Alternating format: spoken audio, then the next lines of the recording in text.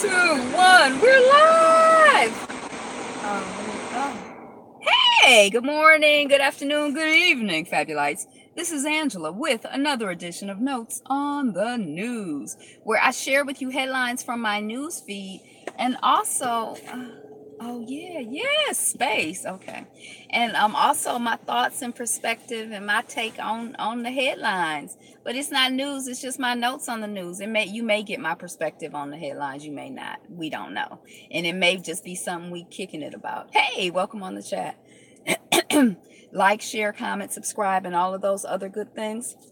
We're working on 1,000 new subscribers. Thank you for the like. So thank you for being a part of the vision. Thanks for being a part of making that happen. All right. So we usually start off with one of the Nguzo Saba. Was yesterday Imani? I think yesterday was Imani. So you know what that makes today. Habaragani. Umoja? I think it's Umoja. Unity. Let us check. What's new and good? Drop whatever is new and good with you in the comments.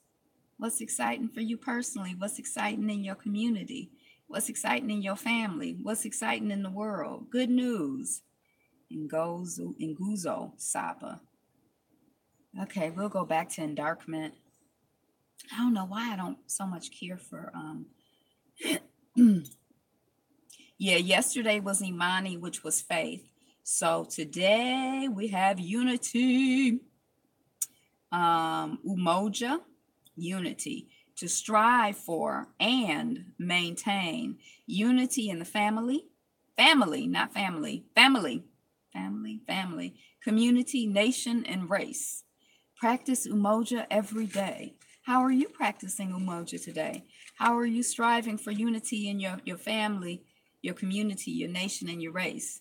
How are you maintaining unity in your family, your community, your nation, and your race? Let's see if the Buddha had anything to say to us today. What up, though? Oh, I don't know what's going on with my Buddha feed. Oh, I'm not in the main thing. Un momento, por favor. Habla español? What other languages do you speak? You speak any other languages? Good afternoon, Sandra Brown. Welcome on the chat. Okay, so, here we are. So this is the part where we kind of look at the daily words of the Buddha and see if it's anything we find here. At death, a person abandons what one construes as mine. Realizing this, the wise shouldn't incline to be devoted to mine. So basically what they're saying is, you're like, this is my house, this is my car, this is my money, these are my clothes, these are my boyfriend, this is my. But when you die, you don't have none of that. So you might as well just let go of that now. You ain't got to wait till you die. Don't even be in the mindset of mine. That's how I took it. So yeah, that's good. We'll take it. All right, so let us proceed with the notes on the news. If I can find, here it is. Here it is. Black police officer sues NYPD for millions over arrest after bogus traffic stop. So I guess he was off duty. I think I saw that in the article. He was off duty. I think it was a man. Off duty officer. Somebody is like, oh, I'm stopping you because your tail light is out, or I'm stopping you because you didn't signal within 100 feet of turning, or I'm stopping you because you were speeding. Whatever it was, as far as he was concerned or she was concerned, the officer was concerned, it was bogus, it was fake, it wasn't a real reason to stop them. So now the officer is suing NYPD for millions after arrest. Also, not only did they stop the officer, but they arrested the officer. Aren't they supposed to have a blue code where they be like, yo, I'm part of the brotherhood, the sisterhood, I'm part of the big blue wall, what they call it, the blue something, I'm part of the blue family. And then so anyway, he's suing now. Yeah, I don't know if I could be I can't imagine being an officer in the military or anything like that. Airline ask mother to prove relation to mixed race son. For some reason, when I first heard about this story on the radio, I thought that the child was like, like 12, 11, like 8, I don't know. But when I saw the image, the baby was like, it was like a toddler or younger. It was like a little baby. And I'm not really quite clear why, like, was it just harassment because the baby was browner than her? I don't know. I don't know.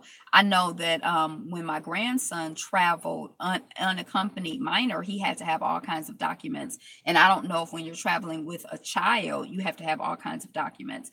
I don't know if they require everybody to produce those documents or if it's unusual that they ask this woman to produce documents on her child.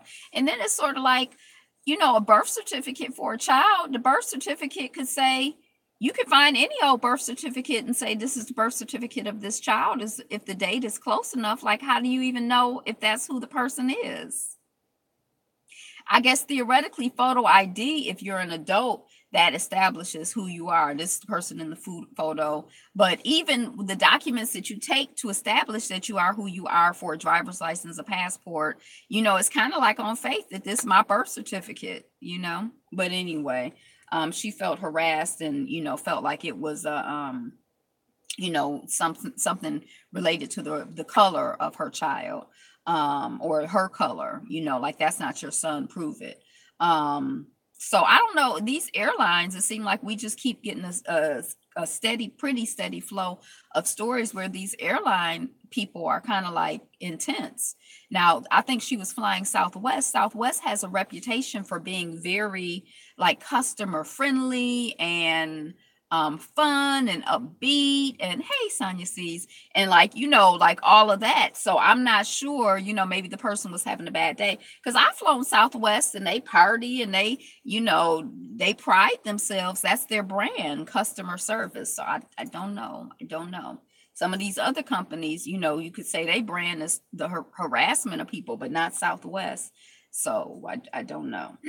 But it seemed like it's a lot going on with these airlines these days. Civil rights lawyer to sue Peace Rottweiler, civil rights lawyer to sue NBA over player's death on the court. So I don't, who died on the court? What's good, fam? Life. What's good with you? You got a good answer. So I don't know who died on the court. And it seemed like the suit was sort of like the person died, and the suit is related to feeling like the NBA did not respond appropriately. And I'm assuming if it's the NBA, it's games, they have doctors and stuff, on deck. So I'm kind of confused as to what happened. I don't have a good answer. Don't make me have to beat you, because I will beat you. You just uncooperative. Now, I done told you, I suggested to you what you should do. One of these days, you're going to listen to me. You're going to be like, Angela told me that 20 years ago. And I should have just done what she said because it was good for me. She don't mean me no harm. She trying to help me. So I don't know, why the person died on the court. It seemed like, I guess somebody could die anywhere, but it seems like the case is that the NBA did not do enough. So I don't know. Look, y'all see that little hair right there? And it's just as straight. And I can't have heat damage because I ain't had no heat on my hair like 8 million years. Heart problems. So why are they suing the NBA? Because he had heart problems. Okay, so anyway, I just thought that I was confused by the headline. Y'all know, well, you don't know, but I did not read that article. Serena and Venus Williams slay the competition to win doubles match at French Open. Gray hairs have a different texture. Yep. Some of them do. Some of them are just as curly and nappy as the rest. But yeah. So it's one thing I was thinking is that Serena and Venus, now I don't know how many doubles championships they've won, and I don't know what the prize money is for when you win doubles, when you win the doubles championship or whatever. But they stay playing and winning. I feel like every time I hear about it, they're winning. Now, I heard the other day that Venus had lost, and in my head, I thought Serena had lost. And then I heard yesterday Serena won. I'm like, oh, I must have been Venus who lost. So anyway, Serena won yesterday wearing that black spandex. Yeah. She said she was wearing it for a couple. Yeah, she said she was wearing it for a couple reasons. One was for the blood clots, and one is because it made her feel like a superhero.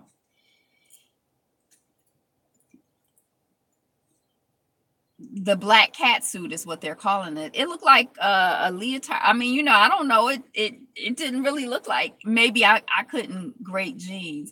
Maybe I couldn't see or appreciate the details of the design because it just looked like a black leotard to me or a black unitard to me.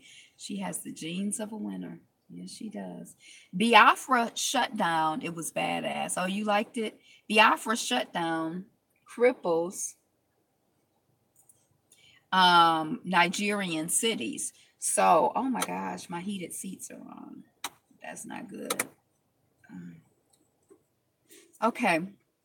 I'm gonna turn this off. Probably as soon as I turn it off, I'm gonna have to turn it back on.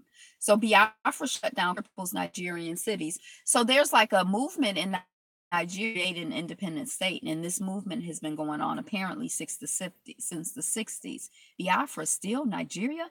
Africa needs a black agenda now. Yeah. Did we talk about Biafra, or you're just familiar with Biafra from back in the day? Because it sounds like the Igbo feel like they get discriminated against in Nigeria. Like, I guess they're the minority, and they feel like Biafra was horrible. And they feel like, if they had their own state, they could be the majority in their own state.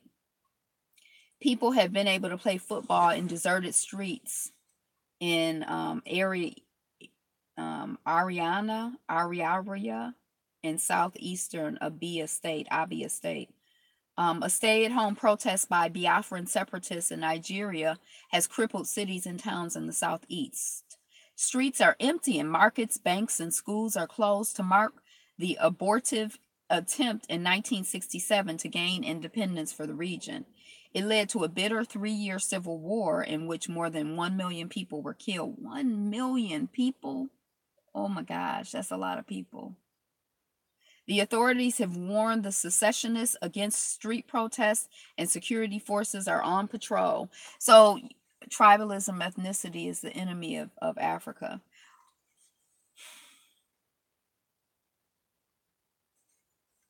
I mean, because I feel like I identify culturally. I mean, I think my experience as a like my family's culture is a part of who I am. The culture that I grew up in the city is a part of who I am. I mean, it doesn't make me want to go out and be like, you weren't born in my household, you weren't raised like me, so I want to kill you, or you weren't raised in Detroit, so you're less than me. I just feel like Detroit is a strong part of my identity. I think being African American is a strong part of my identity. When I travel, and I haven't been to Africa, but when I travel in other parts of the world, I mean, when faced with continental matters, when I travel in other parts of the world, yeah, I don't know. I mean, I don't know if does tribalism by definition mean that I got to be mad at you and fight you and try to kill you, or does tribalism just mean that I identify culturally with the history and the culture of the group of people that my family and people are a part of? I don't know. Because I think that's kind of my question. Like, I don't know if I think that there's anything wrong with having an identity and identifying with and connecting with a culture. I mean, I think we all have a cultural context, and I think it got hot in here quick. Oh wait, maybe I should roll the windows now.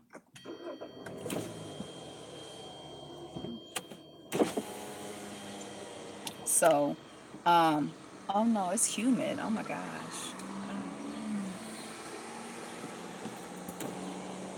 Southeastern Nigeria is mainly inhabited by the ethnic Igbo, the Aboriginals, for example.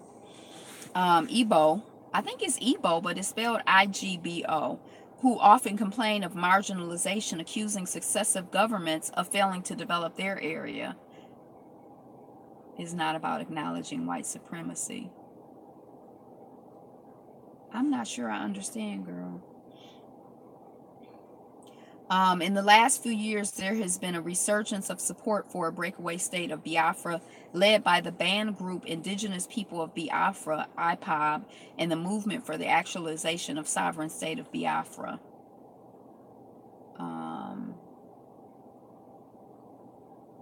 Yeah. Deserted streets. The first republic of Biafra, Pan-Africanism, is Africa's only savior. Yeah, well, I think our consciousness has definitely been impacted and shifted. I think when you're all you don't even think of, like, when all you know is black people, you don't even think of yourself as black or as African. I think that our experience of colonialism and imperialism has, and enslavement and all of that stuff has definitely shifted our perspective of ourselves and our feeling of being connected, partially because and that's beautiful, but black first, partially because white people have, it kind of disturbs me, because I feel like it's the Europeans have, that's something that the Europeans have created, to me. Now maybe it's a good thing. Oh, look at how windy it is. It looks nice. It's like a nice breeze. Yeah. Yeah. That's a whole conversation though. So anyway, that's what's going on in Biafra. What's the temperature? That's a good question. What my fellow citizens. No, I don't want that. I don't know. When they got the information. 87 degrees. Oh, I could have got it on my phone. 87 is what that thing is saying, but that can be deceptive. There's an air quality alert. It's supposed to be 83 degrees, real feel 86. But see, I put the AC on. It's a little bit too cold, or I needed a jacket or something. It's like finding that mix. First Republic of Biafra was declared by Nigerian military officer Odumegwu Ojukwu in 1967. He led his mainly ethnic Igbo forces into a deadly 3-year civil war that ended in 1970. The air does not discriminate. More than 1 million people lost their lives, mostly because of hunger. Decades after Biafra uprising was quelled by the military, secessionist groups have attracted the support of many young people. They feel Nigeria's central government is not investing in the region. The government says their complaints are not particular to the Southeast. Nigeria treats us like slaves. Yeah, so I guess just peace to all of us in the world and clarity, so we can know, have increasing clarity in terms of how to think about things, what words to say, and what actions to take that support us in being free. They showed starving babies with tails back in the day, entrails.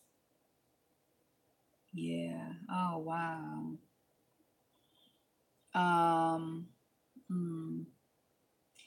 AFL-CIO, we're saving a seat for you. Join us. So apparently the AFL-CIO has taken out a letter in several newspapers to say, join a union, contact this website, get involved, contact an organizer or whatever, and kind of talking about how the 1% or corporations are like being anti people. It's terrible. Black folks, get it together. Get it together. So I thought that was interesting. I'm a fan of organizing, and I'm a fan of the labor movement in theory. I'm not a fan of the AFL-CIO. They have even though the union that I was connected with at one point had become AFL-CIO, I believe. But, they have a history of being, racist as hell. Excuse my language. So I'm not, you would be a great organizer. I worked as an organizer for a minute, or I worked in a union. My title was organizer. I was kind of organizer, but not like that kind of organizer. Hey, Nikki, what up? No.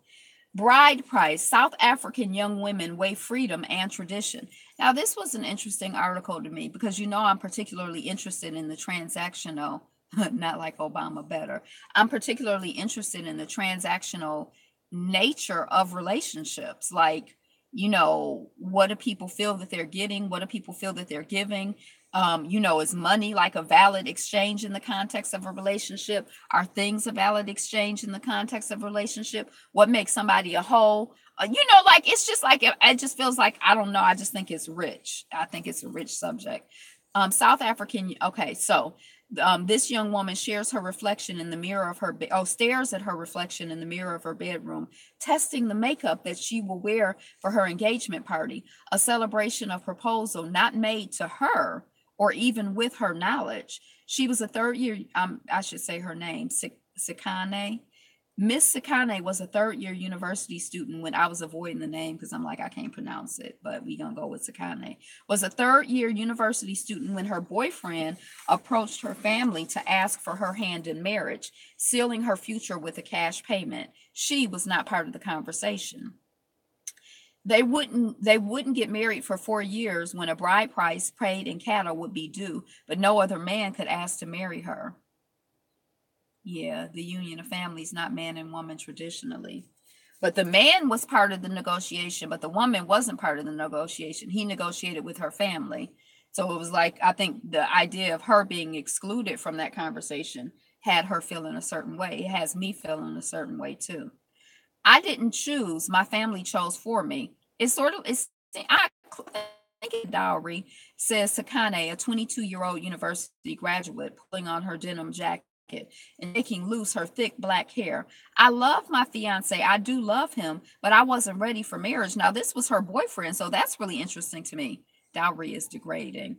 Um, Not because now, because he's already gone to my family, I have no choice because she's going to honor and respect what her parents say, even though she's not really comfortable with the situation. And she was already dating the person. And so I kind of feel like that's kind of interesting to me. Now, I know when we date people and when we're in relationships with people, there are things that you disagree about and things where, like your minds are not always exactly the same on everything, but it seems kind of like almost like and undermining parents are getting something out of it. They're getting money. They get the money. But relationships, all of that. Similar traditions in which a groom's family makes a payment in livestock or cash before marriage can take place are practiced across much of Africa, from Libya and Morocco to Zimbabwe and South Africa. Here it is known as Lobola. The custom is part of a rich, elaborate tradition around marriage in some ethnic groups, one that has the power to forge bonds, supporters say. Critics, however, say it commoditizes women, thus disempowering them. Many young women say they respect the traditions of their cultures, but chafe at a transaction that treats them as a commodity and binds them to a life of commitment without their consent.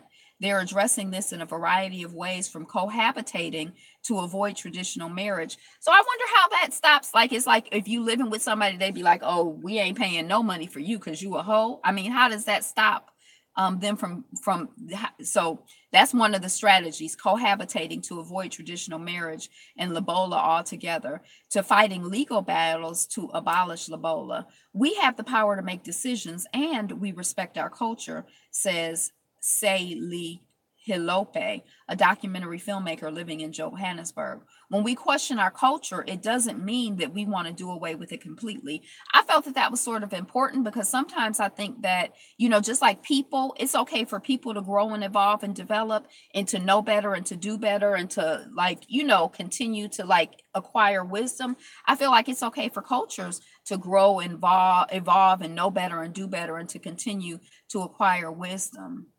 Are among the worst for women: Sudan, Somalia, India, Pakistan. And so I feel like it doesn't have to be a criticism of yourself to say that you've evolved, you're developing and you're growing. I would hope that you are evolving and developing and growing. That's a compliment. And I feel like it's a compliment to our cultures as well. I don't feel like we should it's always been done this way, so we always have to do it this way. And if we don't do it the way that it's always been done, then it's a disrespect. I've always been out here, fighting women, so I got to continue to be out here fighting women. And if I don't, continue to be out here fighting women, then that's saying that I'm wrong. No, maybe it's saying that you've grown and evolved and you're better now. You know better. Hopefully, you know better today than you did yesterday. I've always said traditions can be discarded for new ones. Yeah, I feel like, sometimes it's hard because traditions come from, you don't always have the, Like sometimes you might look at a tradition and be like, oh, that's dumb. But it's like you're 20 years old. You don't know shit. You know what I mean? So it's hard for you sometimes to evaluate the productiveness of a tradition when you just have a lifetime, and traditions evolve throughout, through a longer lifetime than an individual. So you know I think that does create a tension. So this lady has done a film that explores tension when women face juggling choices about their lives and the pressure of customs. It tracks her own dilemma as she navigates the expectations of community and family while pursuing personal goals, something she says creates a huge conflict. And I would hope, I mean, I don't know, like, is there like I feel like, I guess, just my value system is like when the individual is their best, then that's a benefit to everybody. When each person is doing fully what they're assigned to do, then that's a benefit to the family. That's a benefit to the community. I don't know if I necessarily believe, and I like at this point, I don't believe that, we have to subsume ourselves to, or the special assignment that God has given us to the community. So I feel like when communities are asking people to not be who they are, that makes me give a side eye. This is Black culture proper, our African American traditions in the South. Yeah. My poor old phone is just dying, I guess. Some are taking up the issue in court. In Zimbabwe, Harare lawyer Prichilar Vangasai has asked the Constitutional Court to abolish Iobola, or if that fails, to rule that the obligation to make a lobola payment might apply to either the bride or the groom's family. So right, in this case, it's just that the man or the male's family is paying to the woman's family. She said that the terms of her previous marriages objectified her. This whole scenario reduced me to a property whereby a price tag was put on me by my uncles and my husband paid. This demoralized me and automatically subjected me to my husband's control, since I would always feel that I was purchased. And, it kind of made me feel sad when somebody says that, marriage, y'all know I love, but like, that the process of getting made her feel demoralized, made her feel less than. I guess I've been married twice, and both of those experiences have been, the process of getting married, and, the experience has been it's been very positive. You know what I mean? Like, it's been exciting. It's been stimulating. It's helped me to grow. It's helped me to develop. It's helped me to come into my womanhood. It's, like I feel like better as a result of, my experiences. So it makes me sad when I hear someone say, that they feel, worse. My first wedding, I had this pantsuit that I loved, and that's what I wore. We went to the Justice of the Peace. My second marriage, I had a dress made. It was Nigerian lace. One of the African sisters here, I went to her shop and she made it for me. And I had never had, I had one thing made for me before, but it fit me. And I loved it. And she, she was like, this is too late for me to be getting married, girl. I don't believe that. And she, when I went, I kind of had a vision. I knew I wanted to do silver. But she was like, this is Nigerian lace. This is like all the rage. Now, I don't know if it was true or not, because I ain't never been to no Nigeria. But I felt very like fashionable. I had locks at that time, but I wore my hair wrapped the second time. The first time, I had locks the first time. So I just had my locks out. But I'm going to tell you something. That pantsuit that I wore to my first wedding, when my husband and I were getting divorced, and I did not know that it was like so offensive to him. I'm not laughing at him. I'm just laughing like there was a lot that I didn't understand, in terms of like the dynamic and like where he was, because he said one thing, but his his value. He was aspirational. I love being married. That's why I do it every few years. He was very aspirational to me in terms of who he wanted to be, but there was a disconnect between who he wanted to be and who he actually was. So I think he wanted to be like really progressive in a certain way, like, but I think that in some ways he was very traditional. And so there were things that were like, that I was like, just like out here being Angela. And I was just, he was offended. And I'm like, I did not know. And when we talked about it, you did not say, I cannot read minds, sir. So that was kind of interesting. But yeah. So it makes me sad when, to hear a young woman, kind of having, and even when I meet people and they're like, would you ever get married again? I would never get married. I would never get married again. It makes me feel a little sad inside, like, I guess y'all just joke or harass me because you get a rise out of me. But, I just feel like it's funny because growing up, one of my mother's friends is a therapist, and I would always hear her talk about how important relationships were. She's been single all that I've known her. She's always been single, but she did my premarital counseling for my second marriage, but she's just always talked about how important relationships are. And now I feel like, it's like, I have come to really understand and appreciate that, through experience in a way that I didn't have any context to, like when she said it, I'm like, okay. And then at some point I'm like, you ain't married, what you talking about? And now I like just totally understand and just really, like, I think all relationships are important, but I think especially for Black people, marriage is really, really important. Yeah. So, oh Lord. She's not the first to make a legal challenge. A Ugandan court rejected an appeal to ban the practice, but ruled that men cannot ask for a refund in case of divorce. Now, I missed this line the first time I read this article. That would mess me up if somebody look, this cardinal is here. I am so amazed at this cardinal that I think the cardinal is looking in the rearview mirror. Get a real woman.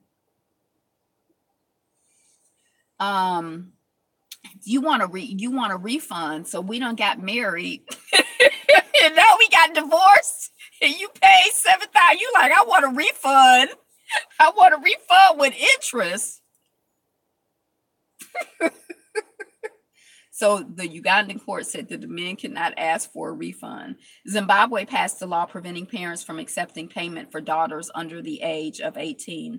The practice has its pluses, acknowledges H. Lofe, citing the bond that it creates between families through the negotiation process. And you were talking about that, Sonia.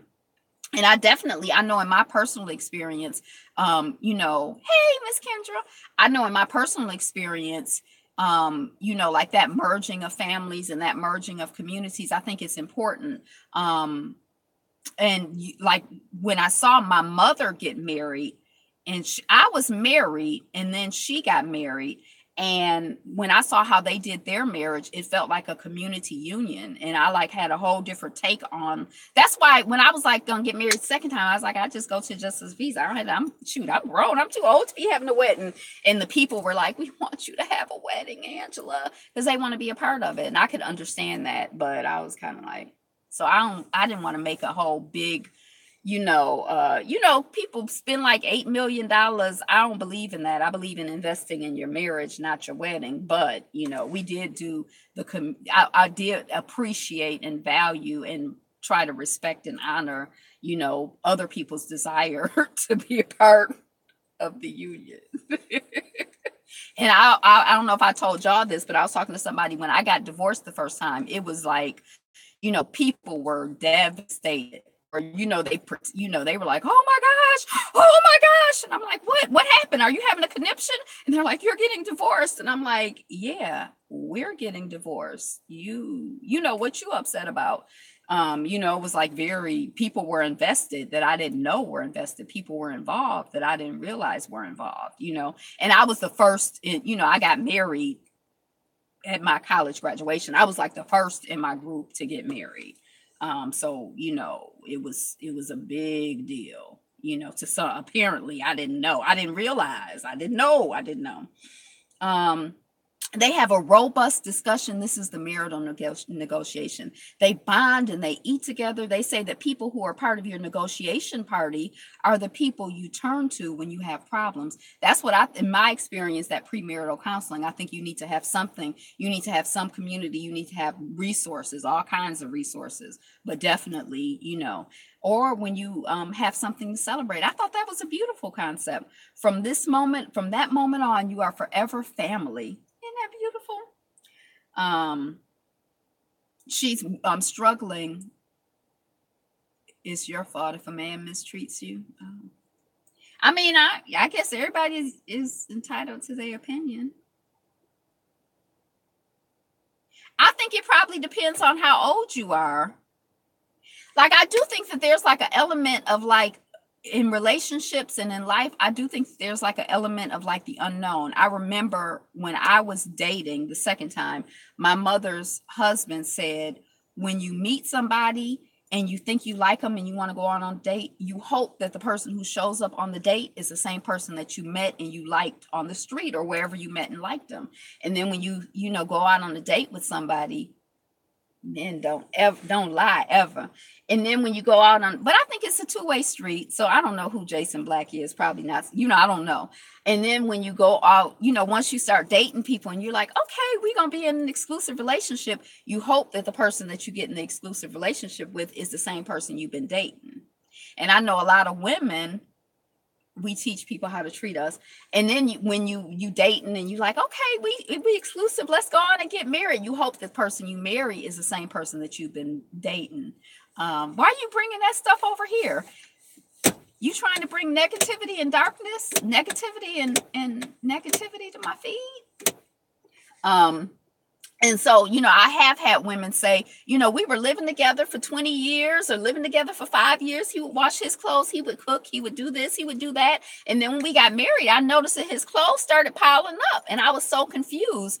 But they hadn't talked about the fact that they had different expectations for marriage. So in his mind, he thought that when they got married, she became responsible for, washing his clothes, cooking, cleaning, like, all, and that she was like, we've been living together like this forever and it's been good. So I thought we was, so the person she married, her husband was not the same. And I've heard women say that. I don't know. I guess maybe men have that same experience too. But I feel like that's like lack of communication, like in terms of, that's odd. I think, I do think that like when someone is like, you're my wife or you're my husband, it comes with, I think it's kind of a loaded term. And sometimes I think we don't really unpack it. Living together is definitely not the same as marriage. They call it your representative. I think I've always said, and people get mad at me because some people are like, we've been together for 29 million years. I'm like, that's not the same as being married to me. I mean, I'm not disrespecting a relationship. I'm not saying you can't have a valid, but I just think it's different. I just don't think it's, marriage changes everything. I've never been married and I want to know in order to learn. Yeah.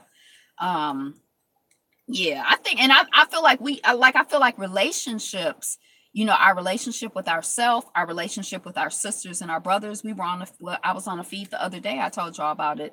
And, this whole idea that like, I can't stand women, that some women like to advance. And, I think someone had said on the feed that the biggest problem that Black women have is each other.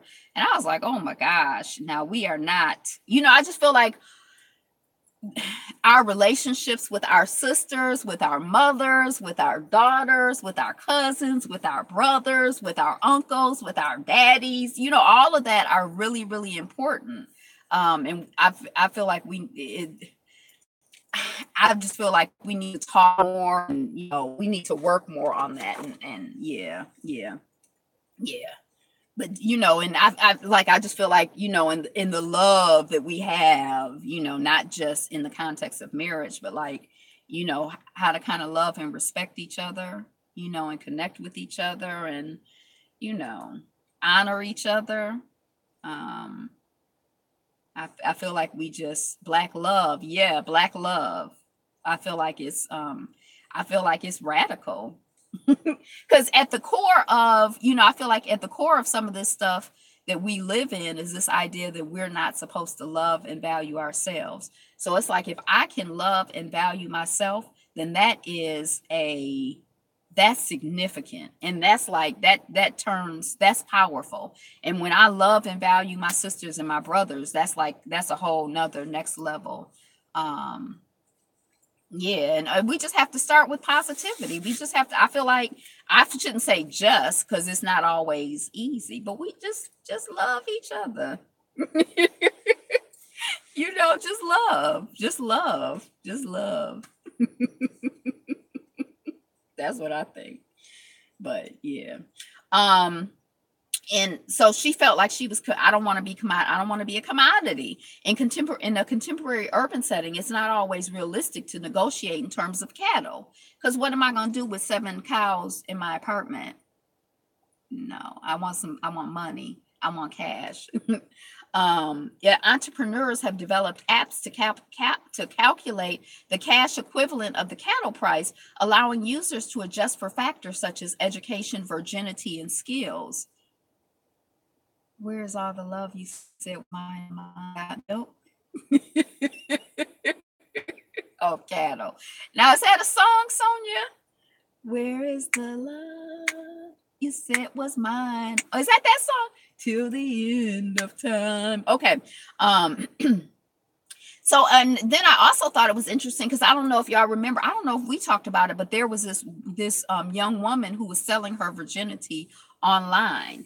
And she's not the first one to sell it online, but like just this whole, idea of like virginity as part of the factor of, determining a woman's value, education, and skills.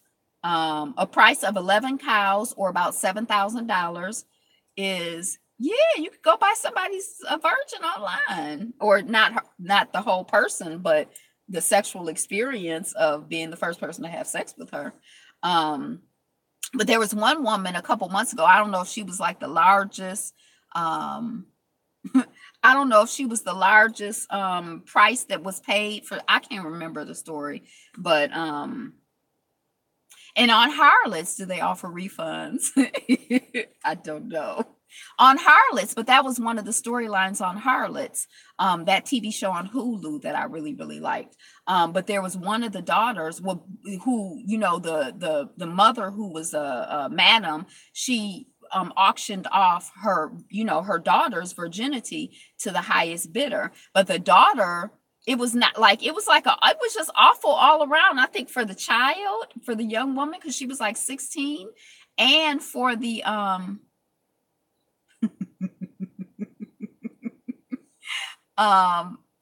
for the child who was like 16. Now it's a TV show, but for the child and for the people who were dealing with her, they were like all like into like they were not satisfied with her, and it was just awful. It was just very distressing to watch, but it's a good show, but it was just like, oh my gosh, Now that daughter, I don't know what's going on this season because I don't have the Hulu hookup anymore, but I think that daughter was on her way to becoming an S&M madam, and I was like, oh my gosh.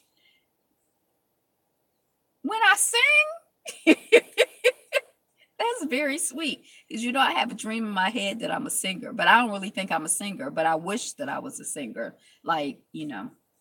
Okay, so this person, the calculator app, like to figure out how much, like instead of cattle, we gonna pay cash, and how much to offer, like, are they a virgin, or how much education do they have, what skills do they have, it was created as a joke, but is used by some men to estimate an offer.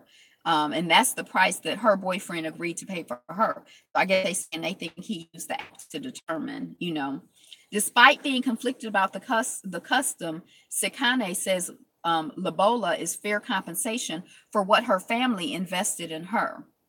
She lives in her mother's house, and although she is in her mid-20s, she obeys her mother's decisions. Because I'm still like a child under my mom's hand, and she has sacrificed a lot for me. Where's her father? That's interesting that she's talking about her mom. I don't know if that's like a cultural thing or, I don't know. When I get married, the responsibility goes to my husband or my future husband. Now, that's an interesting dynamic because, part of like when you change your name, who is this? This is one of the young women in the article, the main focus. But like in this culture, the reason why I kind of feel the way about like name changes or have felt a way is it's like Riley is my father's last name. That's the name I was given because it's my father's last name. And then when you get married as a woman, you're supposed to take your husband's last name. So it's like now I'm owned by my father. Then when I get married, I'm owned by my husband. Like responsibility is transferred over to him. And I'm kind of like, but wait a second, I'm not grown. Like I can't have. When do I have responsibility for me? I mean, I don't know. And when I got married the first time, the woman, it was a Black woman who was filling out the paperwork, and she was like, your new last name. I told her my new last name, and she's like, you have to change your last name. And I'm like, no, I don't. And she's like, yes, you do. And I'm like, no, I don't. And she kept insisting to the point where I was like, do I? Maybe I do have to change. And I'm like, no, I don't have to. But it was like deep. Like I was like, wow, this is kind of intense. Now that was another thing. That was another issue when we got divorced. She was probably trying to tell me that down south mama wisdom. She like, girl, you better change your name. That man is gonna be carrying resentment for 29 million years. But we had already talked about it. He said it's not a big deal, but it was. He didn't know. That's you don't sometimes you don't even know yourself. A lot of times we don't. So he needs to pay my mom for all the money she was using to send me to school, clothing me, and feeding me. So, yeah, that's deep to me. So do the boy children, does the mama pay money to clothe and feed and educate the boy children, or how does that work? Young couples are increasingly choosing to cohabitate. We talked about that. Half of the respondents who were never married cited Lobola as the main reason for not marrying, according to the study. The name says home. Many men consider their ability to pay a mark of manhood and proof of their ability to provide for a family. However, those who avoid it may not be recognized as properly married by their communities. So if a man does not have the resources to pay a bride price or pay Lobola, then he starts to feel, some of the men start to feel a certain way, like they're not quite men, or whatever. It puts pressure on women too. Payment of Lobola can affect the power relationship of a marriage. I paid $7,000 for your ass. You better do what I said. Don't make me have to lay hands on you. Maybe the name says home. That I thought it was interesting. I don't know. That's a whole conversation, I think. Remove decision-making power from women and increase the risk of domestic violence. That's what I was thinking about. Research suggests that some men become violent when they have reduced economic power. Now, I done took all the money I had to buy your behind, so your behind better do what I think you should be doing. And I should feel a certain way because I spent all this money to feel a certain way. So it's almost like, to me, it feels like the responsibility gets transferred onto the, you'll still won't get it unless you've seen What's Love Got to Do with It. Oh, I saw What's Love Got to Do with It, but I only saw it once, so I don't remember all the lines. Sorry.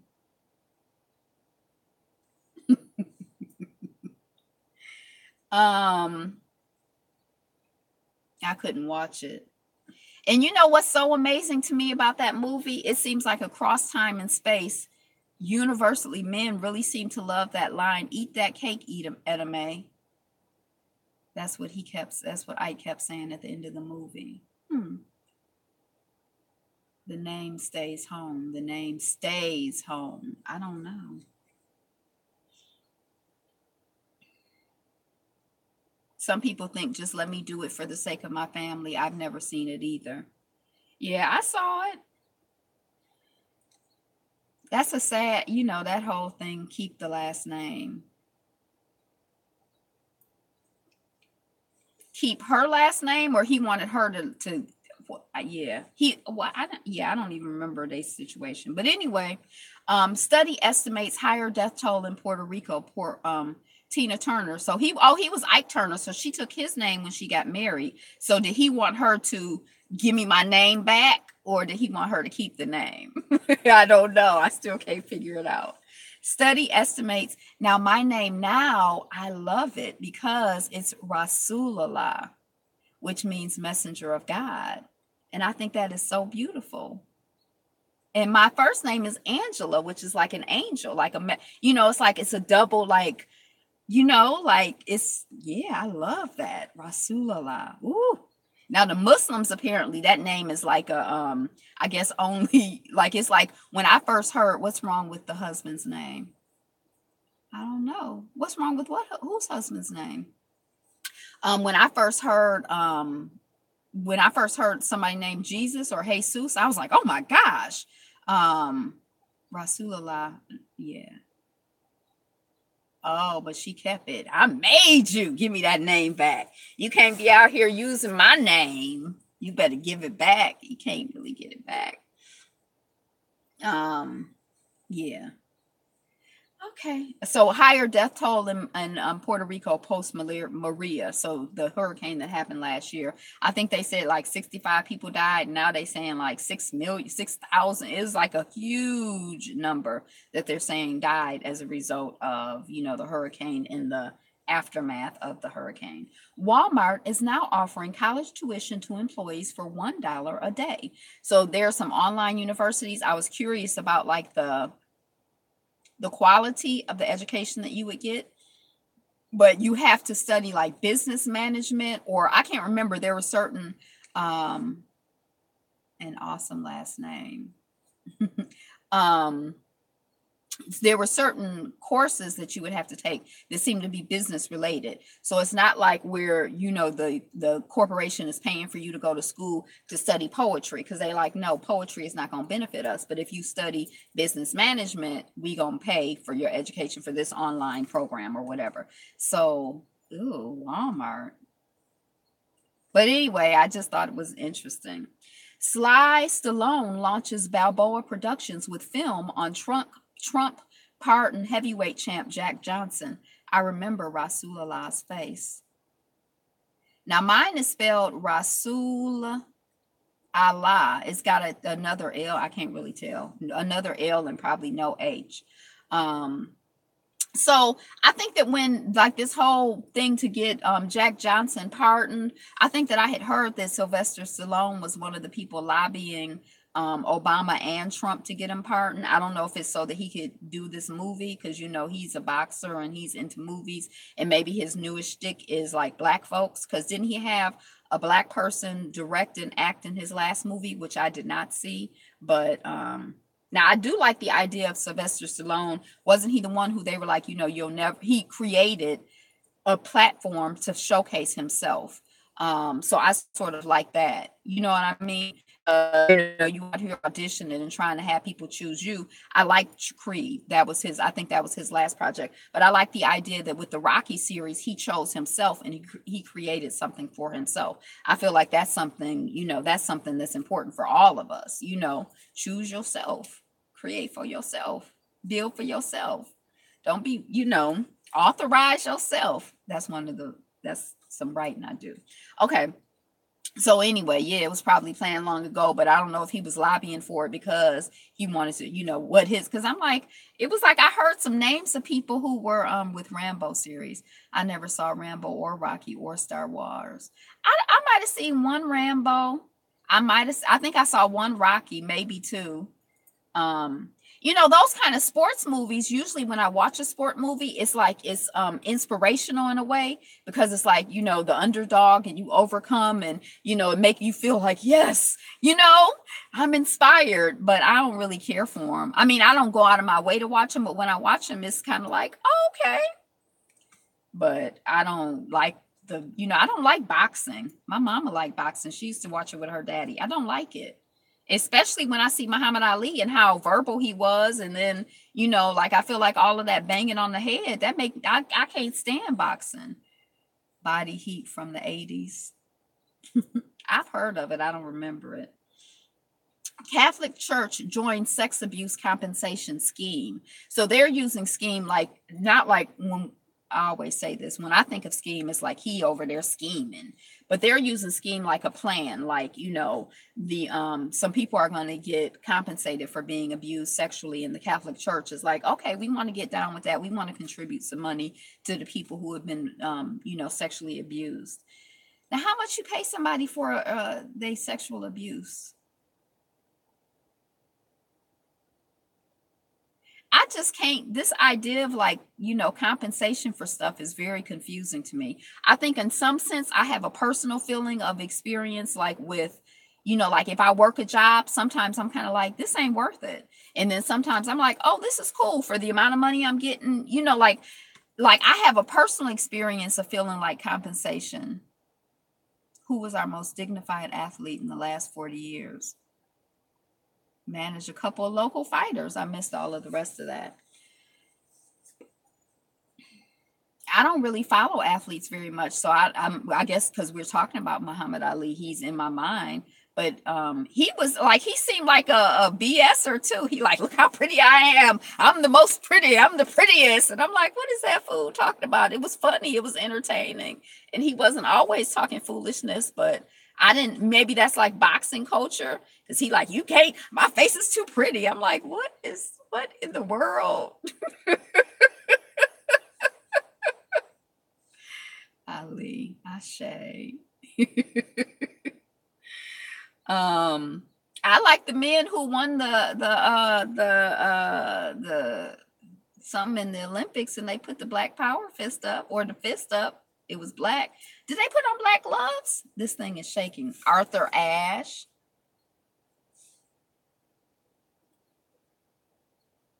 That was his personality. He was reality TV. Yeah. Now, he definitely seemed like he was a character. He seemed very charismatic. Yeah, personality. I got it. Okay. So I don't know how much you pay somebody to, once you molest them, what's a good price? They're going to receive payments of 100,000. He was dignified and classy. Hey, RDB Fresh, $110,000. So yeah, I don't know. Sometimes people are molested, and it like, I don't know if it like, it seems like it changes who people are. And like, does $110 unchange that? You can't unchange it. I don't like the story. I don't like the idea.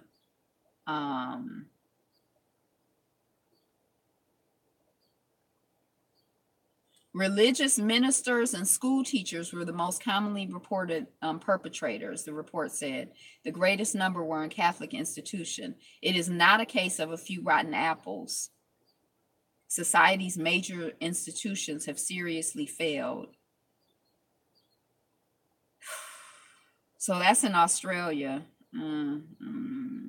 India police officer threatened for saving Muslim man from mob. So I guess a group of people, well, you know what I mean? Money cannot buy healing. Yeah, I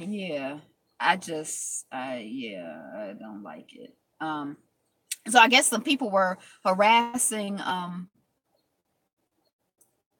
right. It's kind of like you were saying about school yesterday. If you don't have the money, if you don't go to school 4 years later, it's still 4 years later, whether you go to school or not. It's, you still got the abuse, whether you got the money or not. You know what I mean?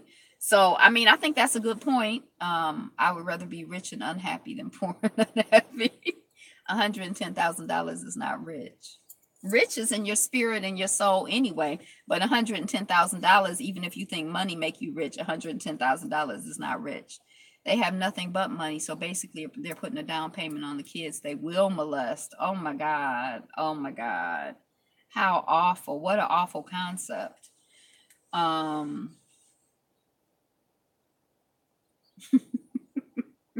don't know. I don't even know you.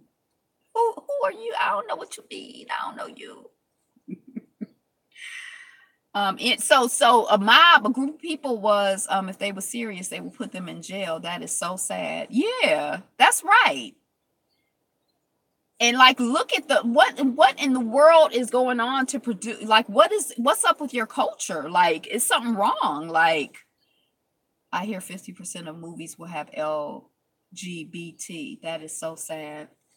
Yeah, yeah. Like, correct your, like, what, like, if you're like, yeah, what's going on? Check that, fix that. That's when I would feel like you were doing something. If you just throw money at me, right? Yeah, yeah, yeah. So, some Muslims were, or some, not some Muslims, but some, in India, they have this thing where they're like, some of the people are like mad at the Muslims, and if they see a Muslim guy with a Hindu girl, young woman or whatever, they're like, you're trying to do jihad on Hinduism. You're trying to, like, it's love jihad, and they be mad at the person. Like, they don't like to see some of these people get really upset about these intercultural relationships. So I think that this person was at a mosque or at a Hindu temple or something, but they were Muslim. They were with their girlfriend, and some Muslims, some Hindu people got together, and primitive in many ways culturally, got together, and they were like beating them. And so the Sikh, I think he was a Sikh. He was I don't know if he was on duty or not, but he got the man so that he wouldn't be beat or killed by the mob or whatever. And so some people were like, yay, and then other people were like, hey, what's up, Rowdy Chica? And then other people were like, why are you doing that? Let him get beat. He's trying to, okay, we'll see you when you get back. He's trying to, like, destroy our culture and destroy our religion, and he need to be beat.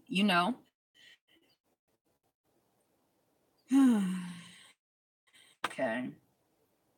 So, they some, yeah. Pompeii, we were talking about these tornadoes, no, volcanoes.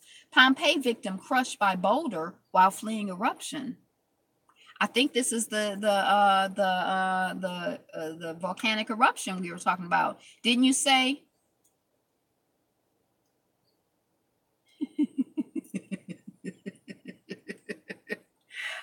Didn't you say that didn't you say that Pompeii, the people were like, and then the volcano came?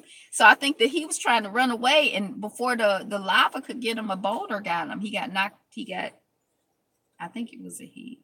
He was a victim, crushed by boulder while fleeing. Is that the most unluckiest man in the world at Pompeii? Scientists create the first 3D printed human corneas. I think cornea has to do with the eye. So they were saying, like, if you waiting for a cornea, you in line. I guess people do cornea transplants or something. They done created it. They use some biomaterial to 3D print. They found a lot of people like that in Pompeii. They use some biomaterial to 3D print these eyes. So now they have these 3D printed human corneas. Hey, True Royal family. So that was kind of like, I don't know. I mean, I've been following kind of this whole My Tribe TV, The Chosen. What up? I've been to the Watusi, I guess, are children. I don't know what, maybe Watu is teacher. I don't know Watu. Maybe Watusi are students. There are some medications they're able to make using a 3D printer. They make houses using 3D printers. They make all kinds of things using 3D printers. There's this guy here. His name is Onyx. Now you can find him on the internet, but he's sometimes here, but he's sometimes in Europe and different places. He does all kinds of stuff with 3D printing and like all of this. I don't know. It means people. Oh, Watu. So Watusi are like little people. Like, there used to be a daycare in Brooklyn called Little Sun People. Oh,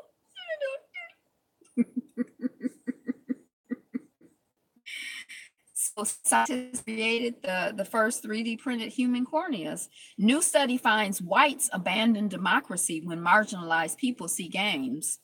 So we've been talking about this.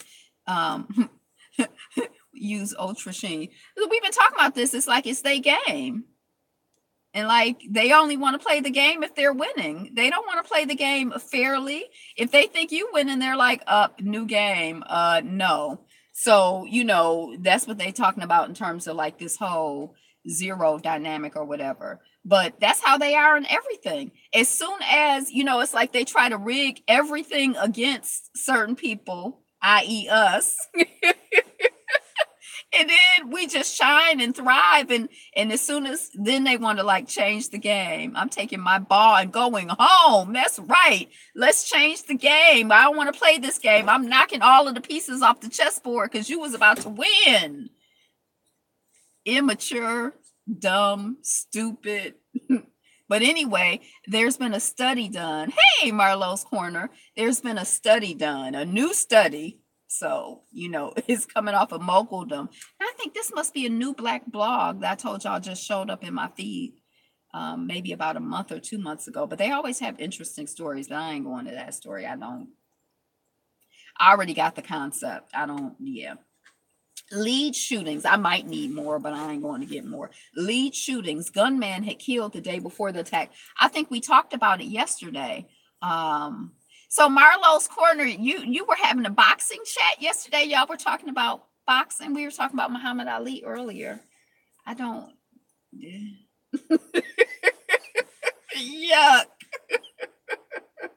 Y'all were so serious about it.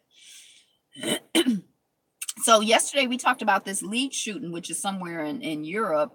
And I think 2 or 3 people had made their transition. Okay.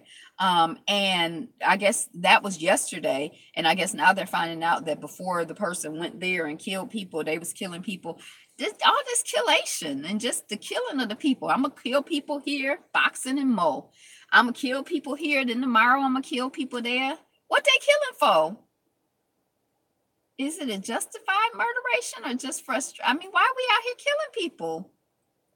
Not we, but I mean, why the killicious? I don't even want to call them people. Why the killing? I guess it's just like sport, entertainment, frustration. You don't know. I don't know. But it's just like, I don't know. Yeah, let's keep going. Alvin Ailey dancers. Now, this is the second time that I've seen the story. I don't know if this is the same story that's looping from 2 or 3 months ago, or if they're continuing to organize. I was confused by it the first time that I saw it. I don't think I'll ever understand that. I told y'all this guy I dated, he like, if you understand crazy, that means you crazy. Because I'd be trying like, why are they doing that? He like, don't worry about it. They crazy. But why? He like, they crazy. And if you understand crazy, that means you crazy. I'm like, oh, but why? Alvin Ailey dancers demand to be paid the same as white artists. So this was kind of an interesting article to me because I assumed that the Alvin Ailey Dance Company is an independent organization. Remember to thumbs up this video, subscribe, comment, and share, guys. And also hit the notifications bell if you want to know when I go live. I never know when I'm going to go live. It just depends on my schedule. So yeah, I wish I knew. But if it's an independent organization, it's not like we all work for the same company and you pay the black people one rate and you pay the white people another rate, which, surprise, surprise, it actually happens. But this is like 2 different companies. And I feel like the ability, like raising funds and having like, first of all, fundraising, like just having the resources to pay people and all of that. Like, I'm not really quite clear.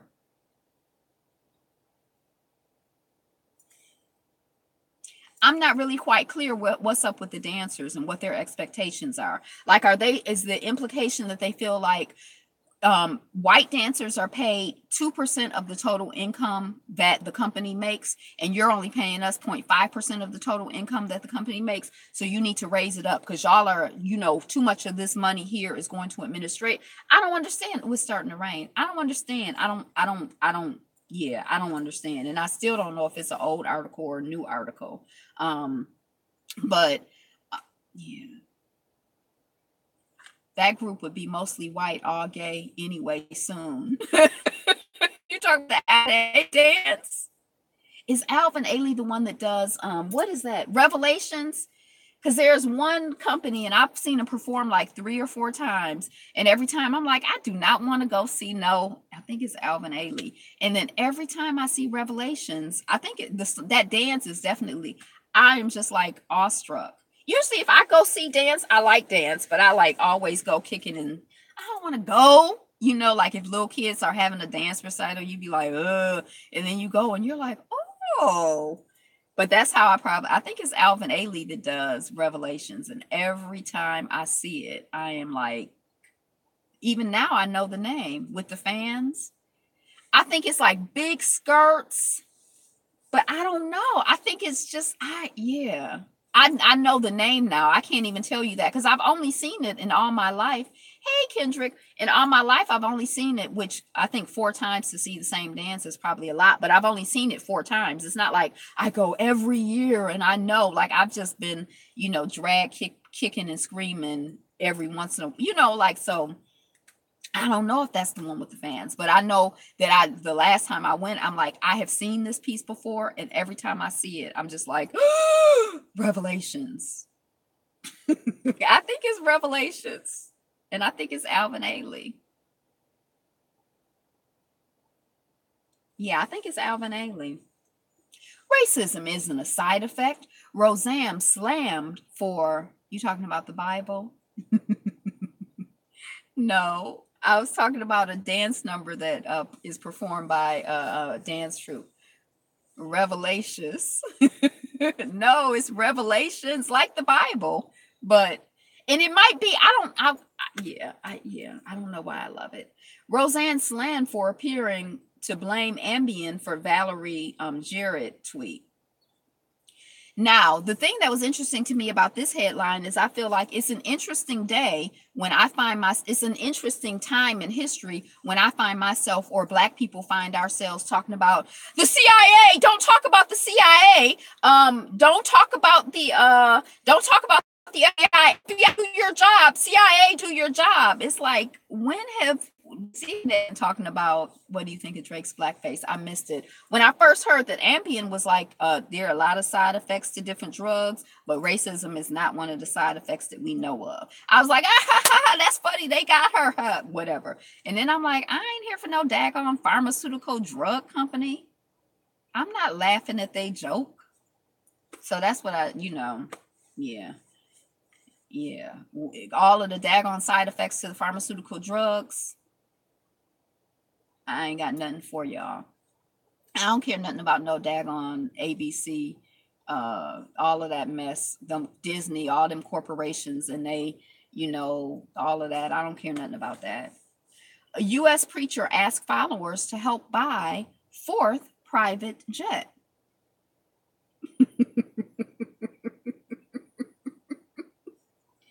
I'm gonna need y'all to put some money in the pot so I can buy my 4th private. I need a big enough one. I don't know if this is what he want. If he want, I'm assuming it's a man. He want one that can go. You don't have to refuel.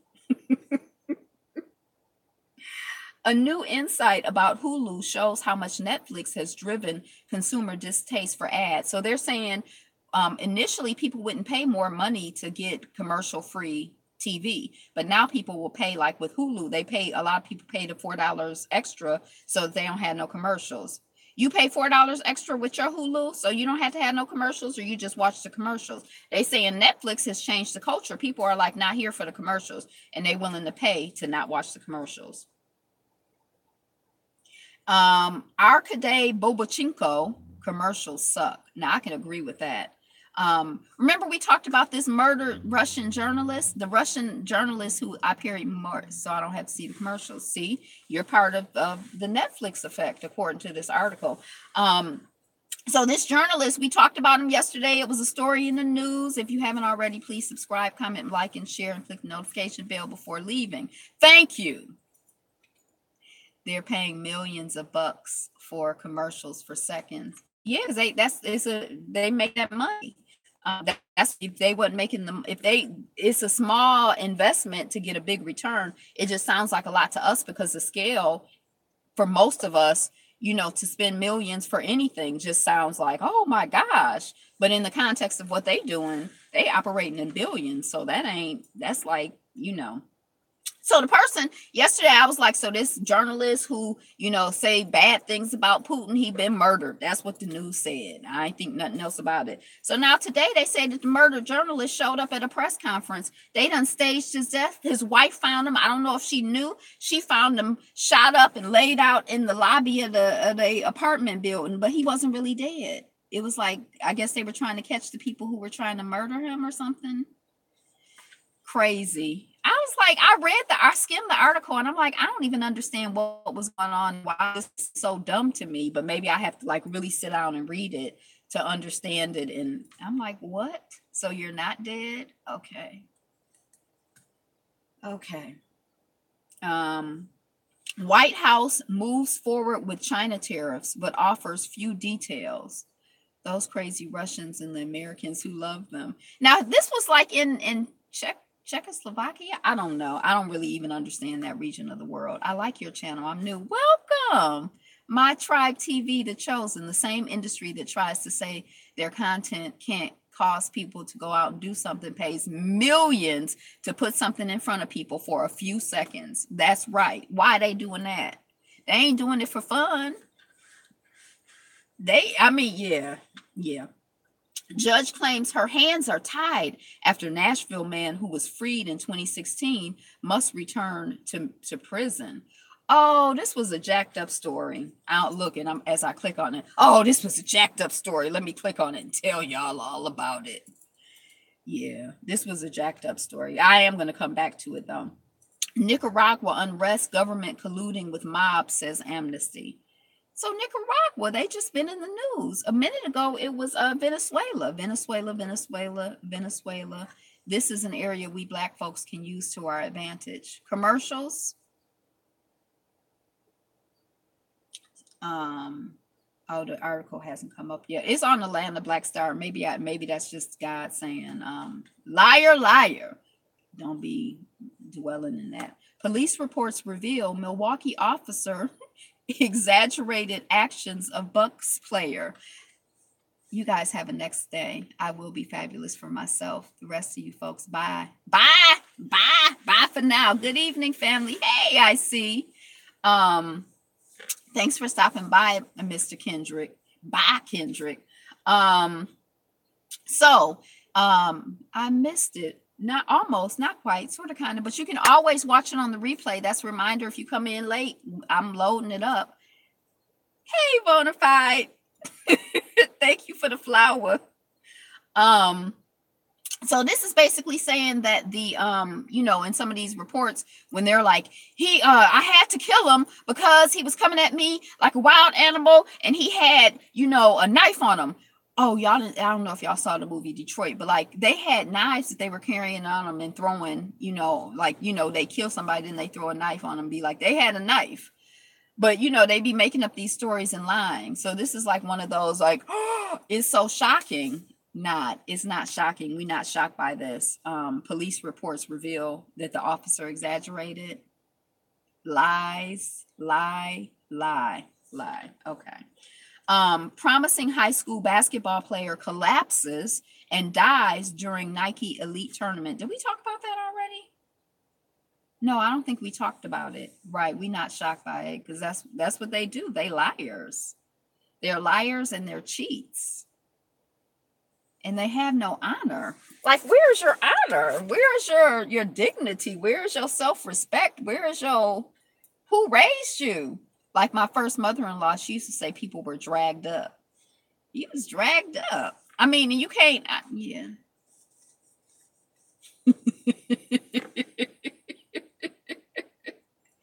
A mess. So rest in peace to everything horrible. Rest in peace to the high school player who died during the tournament. I'm not sure, I don't know anything other than the child made their transition. So just peace to the child, their family, the community. I can't imagine being at a basketball game and some child dying like on the court. That just sounds awful. Seeking a silent retreat from urban life. So this is talking about, I think I clicked on it, but that, I guess in the lives that we lead, there's so much like noise and talk and chatter and phones and, input and input and input and input and input. And that, sometimes, it's good to, just kind of like retreat from that and retreat into yourself, But it just made me think about Vipassana. And, when I first heard like a 10-day silent retreat, I'm like, I'm not going to be quiet for 10 days. Who does that? I gotta talk. But now that I've done it several times, it's actually quite, it's good to shut up sometimes. Just shut up, shut your mouth, be quiet. Commune with God, commune with nature, commune with yourself, commune with the God in you. Just be quiet, be still. I grew up the way that I grew up. It was like the radio would be on all the time. If the radio wasn't on, or the radio would be on and the TV, it was like always like noise and somebody talking and something going on, So, why you got to give it in installments? You could just give him all the bags right now. A talk fast. Yeah. Yeah. But I noticed, I guess when my mouth was quiet, I started, and that's the point. I started to notice how your life does all the speaking for you, how talkative my mind was. And I guess when you're talking, it's sort of like you have to shut up to start to hear what you're thinking, what you're really thinking, So, or I did. Paris plans to cut pollution. No, I need to trickle in Texas, No, I needed to trickle in Texas. Oh, taxes. Paris plans to cut pollution. I don't know what that's about. Tesla Model S. I had to learn to think with noise. Yeah. Yeah. I guess I found my right temperature, which is cold, but Tesla Model S and autopilot collides with police SUV. So this Tesla conversation that's been in the news, and I all of a sudden realized that they trying to Tesla seem like they trying to advance an agenda. And if somebody don't agree with a BS story, then they try to jump on them and bully them and harass them. That's kind of the impression I started to get, looking at some of these headlines. And so this is talking about the autopilot done collided with the police SUV, but colliding with whoever. This autopilot, this Tesla, I'm not getting a good impression of you, Tesla, at all. I am not impressed at all. South Africans' anger over land set to explode. So is this the people tired? They tired. I'm tired. We've been talking about give us our land, get them out for 5, 10, 20, 100 million years. I'm tired. We just gonna blow up on, don't let me get to blowing up on your behind. People who watch Real Housewives of Atlanta, that was my Candy Burris expression. My cousin died on the track field in the 70s, and father passed away a week later playing basketball at school.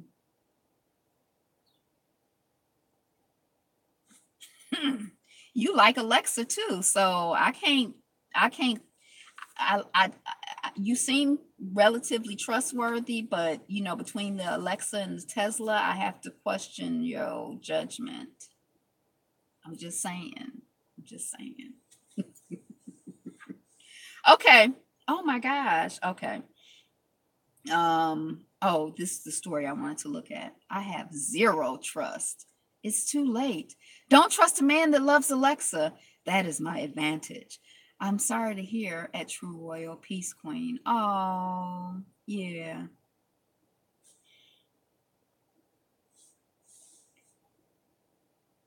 I think it was on autopilot. I don't think it was a self-driving vehicle.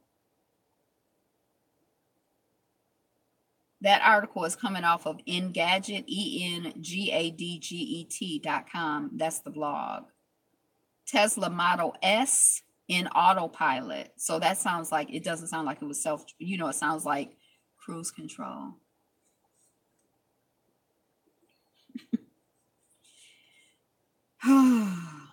In a country grappling with, look at all these people. Look at how highly melanated the South Africans are. For some reason, when I think of South Africa, I always think of the people who look like the original, it's some people who were lighter skin. My condolences, Queen. In a country grappling with so many different challenges, land reform in South Africa has recently emerged as a dominant and potentially explosive issue. The focus, San people, yeah, the San people, exactly. That's who I always think of. So when I saw, like, my mother just got back from South Africa, so when I saw some of the people, I'm like, oh, hey, speaking of which, there are white albinos. This has nothing, you don't know. I did not know there were. Are there? I meant to Google it because somebody told me that yesterday. I'm like, I have never seen a white albino. I grew up with somebody who was albino. There's the black. There's the black albino on the TV show. There was a black albino on America's Next Top Model. Are there white albinos? And I just didn't even know they were albino. I just thought they were white. Or is that, were they wrong? Are there white albinos? I'm gonna Google it. In a country grappling with so many different challenges, land reform in South Tom Petty, he's a white albino? I told you his daughter was in a summer program I was an RA for. And they were like, it's Tom Petty's daughter. I'm like, who is Tom Petty? They were like, he's a rock and roller. And I was like, I don't know. I still don't know. Because he just died here recently. And it was like one of his songs. I'm like, oh, I did hear that. But we didn't have Google then, so I didn't look him up. I'm like, I don't know who he is. In a country grappling with so many different challenges, land reform, the Edgar guy from the 70s, Tom Petty, was a heartbreaker. Did he break your heart? Yeah, they're white albinos. Got it extra rough. They can barely step outside in the sunlight. I did not know. I guess I just thought they were white. I didn't. That almost seems like it's close to. It's not quite an oxymoron, but it almost seems like is that oxymoron, like white albino? Isn't that like saying the same thing twice? I mean, maybe not, because I guess even white people have some pigment unless they're albino. The Leonard guy who wrote a song for you. Yeah, I don't know that. I don't know them people. I don't know them people. I don't know them people. Land reform in South Africa has recently emerged as a dominant and potentially explosive issue, the focus of furious political contestation and increasingly inflammatory rhetoric. Africa is for Black people, period. We need our land back, and we're going to take it by force, said a woman amongst an angry crowd trying to occupy a field on the northeastern edge of Johannesburg. She's wearing a red beret, indicating her support for the economic freedom fighters, EFF. EFF forever. A small radical party which advocates the nationalization of all land in South Africa. The field was empty, overgrown, unused, and far too much of a temptation. This is my boundary, said 50-year-old Christina Mashaba, striding through the long grass and pointing to a stick she had pushed into the ground some 15 yards away. Are you taping? It's going to be my home if the government will let me have the ground, she said, looking up across the sunlit valley.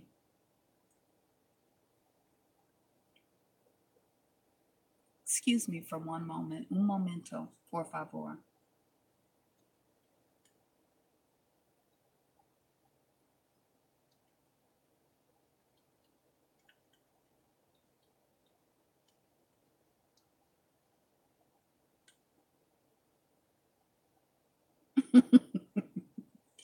A little further down the gentle slope, an electrician called Ishmael Matswali was examining an area already littered with homemade flags and markers. So I guess people are marking like, that's my spot there, that's my spot there. I came to check if I can get a piece of land and to see if it's legal. I'm renting a place at the moment in my beautiful country. After 20 years of democracy, you can understand the frustration. I just want a piece of land where I can put my family. A few hundred meters up the hill at the entrance of the field, beside a brand new housing estate, a large and increasingly angry crowd from the nearby free falling. No, that's not how I can hear it, but I can't sing it. When I try to sing it, it goes wrong. It goes wrong. A group of South African policemen who were trying to seal the area, insisting the land is private and that land grabbers would be dealt with harshly. Land grabbers. You know who the big land grabbers are, don't you? The real land grabbers. I mean, I'm just saying. Democracy, scoffed a community leader called Mafasi Kubai after listening to the pleas of police captain. How can we participate when some are super rich and others are poor? Whites should be empathetic, but they are exploiting us. Mm-hmm. The EFSF has issued calls to Black South Africans to occupy unused land illegally. Such scenes are becoming more and more common across South Africa at the slow pace of the original white land grabbers. The original land grabbers. That's a generation after the advent of democracy. Leon Russell. Black people still own a small fraction of farmland nationwide. The exact statistics are often contested, but it's estimated that 10% of commercial farmland has been redistributed through land reform. But they like 85%, we've 85% of population. That's like in Jackson. I looked up like the blackest cities, and Jackson was up there as like 80% or something like that black. Now Detroit, but anyway, yeah, Jackson was up. Detroit is the blackest. But Jackson, and you can't tell. My mother, she started doing tours with me this year, and she's like, when you go downtown, you don't see any black people. If you just came on this tour, you would think that there weren't really any black people in Detroit. I'm like, I know, it's so crazy. But you know, so in Jackson, the mayor is like, look, you know, when we have contracts, a certain percentage of the people who benefit, a percentage of people who work need to be black. They need to be. Baltimore is not the blackest in America. I beg to differ, sis. I don't know. I have to look, but I don't remember seeing BMO. I like that they call it BMO, but I don't recall seeing them on the list. But I was too busy looking at whatever I was looking at. I wasn't, you know. I beg to differ too. You beg to differ with me, or you beg to differ with Miss Sonia? Oh Lord. Okay, let me stay focused. I'm causing trouble out here. Be Mo, be you, be fab. Yeah, I like that. Be Mo.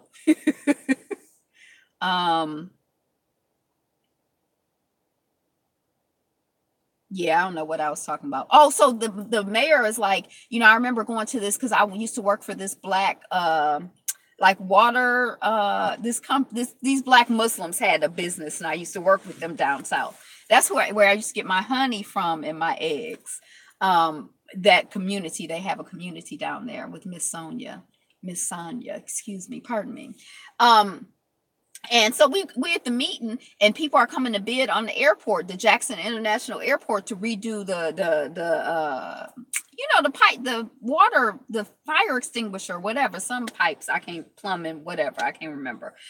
Fire extinguishers, I think it was. And it was like these, you know, it's a big contract. It's a big deal. And, you know, I think that they asked for them to have 10% black representation or 20%. It wasn't nothing close to the population of Jackson. And those people was having a conniption. Like they just could not conceptualize. And that's, you know, whenever people start, that's why, even though his family is like he wasn't murdered, I don't know. I mean, I'd hate to have a dispute with a family. Look, oh my gosh, look, I'm wearing Chocolate Lumumba today. I hate to have a dispute with the family about, you know, but I feel like free to land. That's a tribute to the Baba. Free to land. So that's, free to land.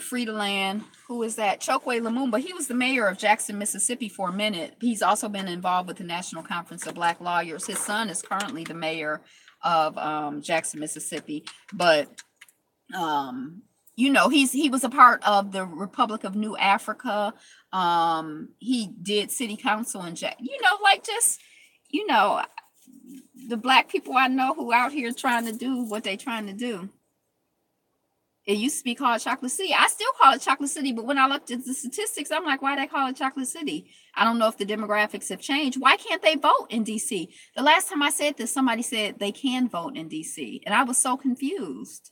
So I meant to look it up the last time we talked about it. Okay, let me stay focused. A mess. DC lost its flavor.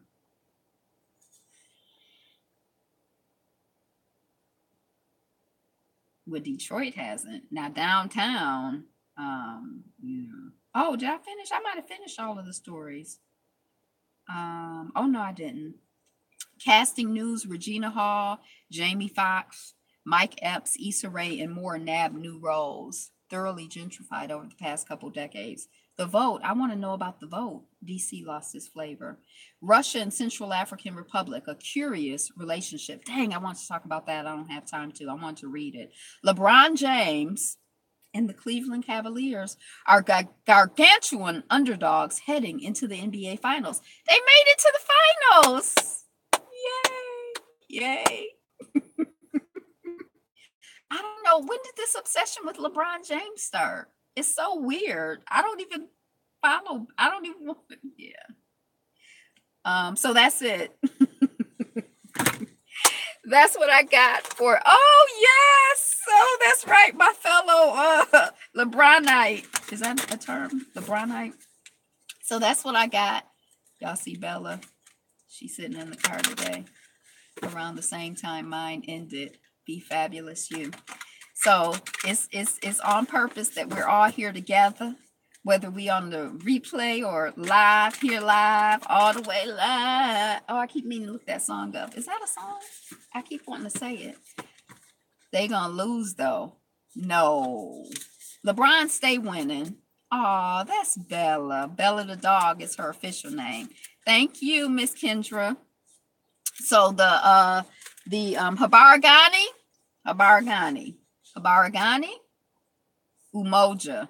So as you go out into the world, go out with Umoja, committed to building and maintaining unity in the family, the community, and in yourself. How can you do that? Behave. The key to prayer is to forget what I think I need. The key to prayer, they probably won't lose. I root for the underdogs. No longer watch NFL or NBA anymore, though. I don't watch. I just want, yeah. The key to prayer is to forget what I think I need. So I guess I watched yesterday's replay. It looked like she wanted nothing to do with you or your car. Right. A mess, an embarrassment, just an embarrassment. And she just come like, you can't see, but she's sitting on my lap. Please give me this, or God, please give me that. And this is saying that the key to prayer is to forget what I think that I need. That's interesting. Now, I don't pray that prayer. I usually try to ask animal spirits. Look at her. That's disgusting. Move your butt. Go on somewhere. I usually try to pray and ask that, for insight and wisdom. I usually try to pray to ask, for God to direct my thoughts, direct my words, direct my actions. And if there's something that I'm like desiring, or I don't pray that way either. If there's something that I desire, or I feel like this is supposed to be in my life, I ask for peace with it. Like if it's for me, help me to do what I need to do, be obedient. And if it's not for me, let me lose the desire or the, whatever to think, because I'm like, I can get attached to stuff. So I do a lot of, I usually pray on my feet. Wow. I do a lot of work to try to break my attachment to, I don't think it's like stuff, but I guess that's like to outcomes in a way, and I can get like obsessed with stuff. So yeah, that's what I got. Oh, I got music. So what are you looking forward to? I pray for our people, Sister Angela. I pray for our people. What do you pray for our people?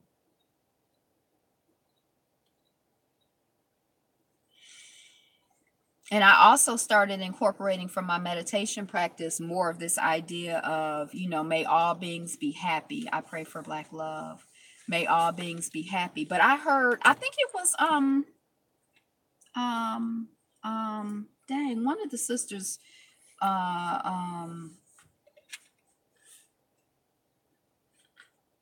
real freedom. I pray for real freedom. Yeah. Dang. Let me see what it was. I think think it was the True Royal Family who I heard her pray, and she was I've always, like, I shouldn't say I've always, but in the last 10 years, may all beings be happy, human, non-human, four-legged, two-legged, crawling, flying, all, whatever, but beings, near and far, but I never, like praying for like water and, and I remember when I spent time on a native, like in Salish Kootenai with the, in Montana, that there was like this whole, y'all can see sunlight. I know this street is so shady, like so many trees. It's like even if it's daytime, like that back window there, the sun is coming in now. But on the street, it's like it's so many trees, you don't hardly get any shade. But I'm in a driveway now. So, I mean, you don't hardly get any sun. Even if it's sunny outside, it's like darker, over here. But it's good because it keeps it cool. She don't get it. Intense sunlight.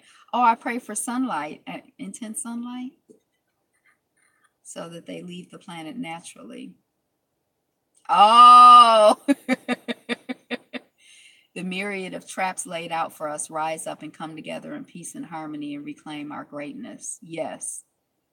I pray that we own all of the sunscreen companies. I don't pray that, but now I got it. I did. I was slow with when I get it. Yeah. Prayer is interesting. I remember there was one to go to, and they would have like people outside in the hallway after church who would pray with you. And it was like so fascinating to me because I felt like at that time, I really felt like I didn't really have a relationship with God. And so I would feel like, well, what do I say? What's the right thing to say? If I say the wrong thing, will God be mad at me? Like, and it's kind of like, well, how can God be mad? It was just very confusing to me. And the only way that I started to develop a relationship is like, I pray out loud, it's like a conversation. I don't know, but yeah. Yep. Oh, I was going to get the music. Yeah, that's beautiful. Now that's a whole conversation right there. Like I feel like somebody, not me, because I don't think I'm like but somebody like I pray with Bella. I don't pray with Bella, but I should. I could, I shouldn't say I should, but I could, I remember someone saying years ago, why worry when you can pray? Anything that you're worrying about, pray about it.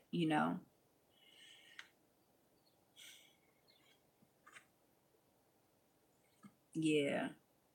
I think that prayer and like our relationship with God and like what it really means to us. Like, do we really trust God? I think that's a whole interesting conversation. And right, how we talk to God, how we relate to God, what we expect from God. Like, is it like, a vending machine? Like I put in this prayer and so I want something to pop out of the vending machine, or, how does it work? And then when we were talking earlier about relationships being transactional and like, or are they transactional? If you do pray with Bella, she would most likely feel your energy. I think Bella feels my energy. I had this dog for 7 years. And even when I was fussing at her to get in the car because I didn't want to be embarrassed by the people, she was sitting on the sidewalk right there. So like a lot of times she kind of, she may not be on me like she is now, but she seemed to want to be around me, but she not always, but a lot of times. So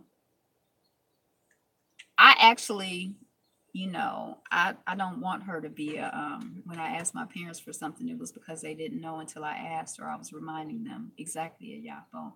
Since the Most High already knows what you need and want, then when we pray, what are we actually praying for? How does that work? Yeah, that's my question.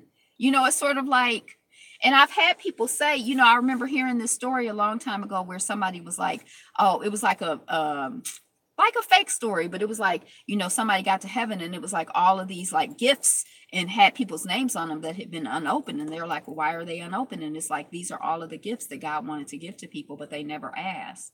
And I'm kind of like, well, why would you ain't gotta just give me the gift? Why you withholding the gift until I ask? That seemed like petty. Like also, I feel like sometimes when people are like, God doesn't like this, like I guess my God isn't like petty. or mean or like mad or like you you didn't give me full homage and so I'm mad. I'm like, my God like already knows I'm God. So like if Bella is not like, oh, I bow down and worship you, that does not diminish God. God ain't got time for that mess. Sitting around being like, you ain't give me my props. I'm like, yeah. Yeah. Yeah. Yeah. Yeah. But I do feel like I do understand like the importance of relationship and it's like it's sharing and it's like when I pray like and I need to go back to that practice because I used to set my timer and do it every day. And now sometimes during the day I talk to God and just ask for peace and but not like as a practice. Like a lot of my practices, that's what I need, have fallen off. But I gotta go. I need to go back to that practice. But it seemed like in that practice, I was starting to like feel like when people talk about I have a personal relationship with God, and I was like, wow, that's deep. To me, it was, I've heard people say it all their life. And some people I really truly believe they have a relationship with God. And some people I feel like they just say the stuff, but I don't know. But when I was doing that, I felt like I started to feel like it was a different feeling I had. So yeah, this is a good reminder.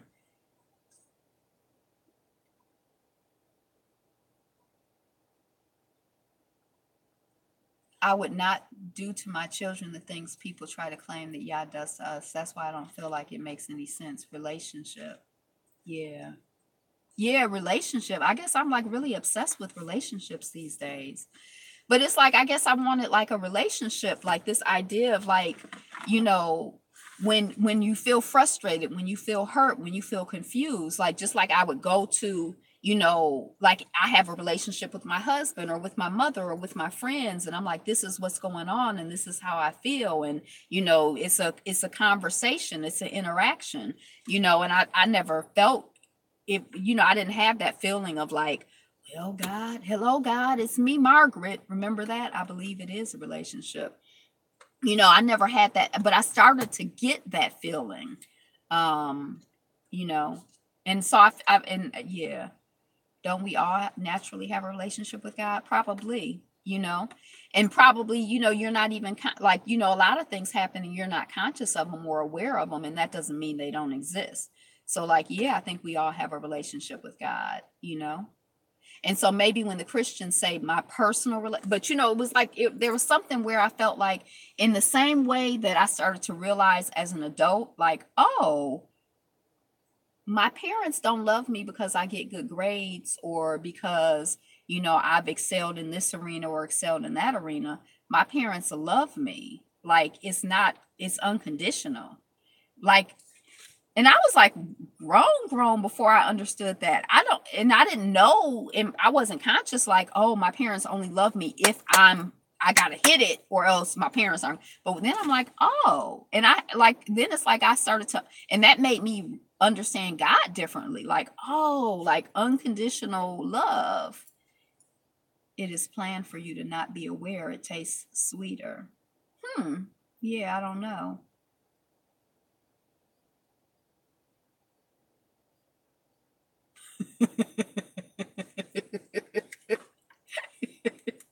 Well, I think that, I think that what's for you is for you, and what you like, you're attracting what you like. Yeah, I don't know how to articulate it, but I don't really believe, like, I feel like if you're, then that's not a match. Does he flip a coin? How do you know God is a he? I gotta go. I have lost faith after 18 years in a monastery. Ooh. Now, this probably sounds really, really stupid, but we did Sister Act last year as our play. And because we were doing Sister Act, I did a lot of research on like nuns and nunnery, like this whole, thing. And it was kind of like just interesting, like thinking about people who are renunciants and who live that life. And, you know, Yeah. Are you being serious or are you just let me get out of here. Let me find this music. But this is good. This is interesting to me.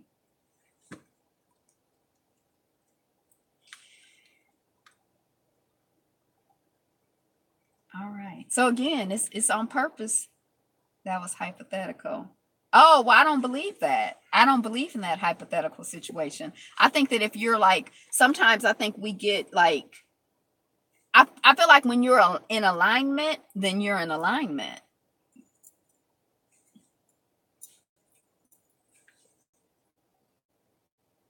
Like if she praying for you to go away, y'all probably ain't. Here come this cardinal back looking in the mirror. Fabulous. Be fabulous. You. Be you. Be fabulous. Be fabulous. You. Who you gonna be if you ain't you? Who you gonna be if you ain't you? Who you gonna be if you ain't you? Be you. Be fabulous. Be fabulous. You. Peace. All right.